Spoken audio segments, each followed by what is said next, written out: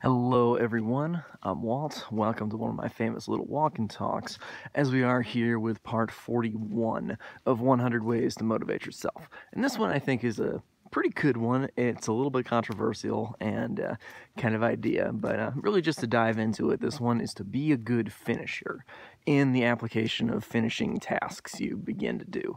Now, so many people have such a hard time actually finishing things because they start on things and then they lose interest, they lose their motivation for it, and suddenly they get these new ideas about these new things they really want to do. Oh, I really want to do this, I really want to do that, all that kind of stuff. Just all the time they're getting these ideas for those things, and so they feel like, okay, I'm just going to leave this other thing behind and start on this new thing.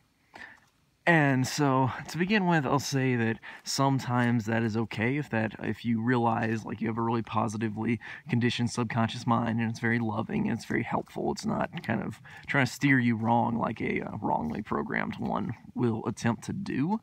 And so, if you really have the positive one, it may give you a good idea to leave some of the things if they're just not working. If, say, like you're doing an experiment in the world of science, and it ends up being a dead end, and you feel like, okay, I could do some more stuff here, but it's like pointless because this is a dead end. I should actually work on a project that's going to go somewhere, that's actually going to do something. If you really have a good kind of intuition about these kind of things, then not finishing certain things is a good idea. I mean, if the task is worthless or if you're not going to get paid for it, you're not going to learn anything, any of that kind of stuff, it's a good idea to just kind of not finish those things. But if it's something you feel like you should finish, but you're just getting, dissuaded, losing motivation, then it's a good idea instead just to push through it a little bit and finish it off. Because when you actually finish a lot of things off, you'll feel a lot better about actually doing that in the long run.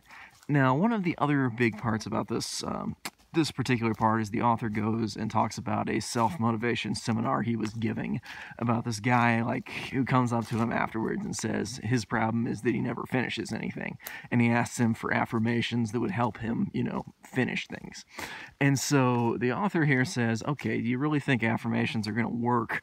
Because you actually have to take action for things. If you wanted to learn how to use a computer, how would repeating affirmations all night of, I know how to use a computer, I'm a wizard on a computer, really help you actually learn how to use a computer? And so he instead gets him to do this exercise of just kind of, instead of using affirmations, just to have a journal of things he's finished and to try to just take action to complete them. Now, action is actually completely wonderful, okay? There's nothing wrong with this approach, except that affirmations are really useful for learning anything, because what it's doing is it's conditioning your subconscious mind into getting more on your side for those kind of things. Your subconscious mind has had so much more exposure because it processes so much more information than the conscious mind does. And so if you're dealing with that, if you're telling your subconscious mind that, you don't know how to do something, then it's going to deny a bunch of the information that it actually has for you. Versus if you say that you do know how to do something, I am a wizard on a computer kind of idea, then it's going to select everything that is in line with that belief and try to give more of that information and ideas to you, and soon enough, you'll find yourself learning how to use a computer better. But the point is also that you do need to take action. You cannot just take no action, but the root of every action is a thought. So the most important part is to change your thoughts, because those will change your beliefs, those will change your expectations, those will change your actions, which will change your results. So really, it goes back, once again, to the fact that you actually do need to think about things differently. But you can also build up this habit via experience, as this one shows.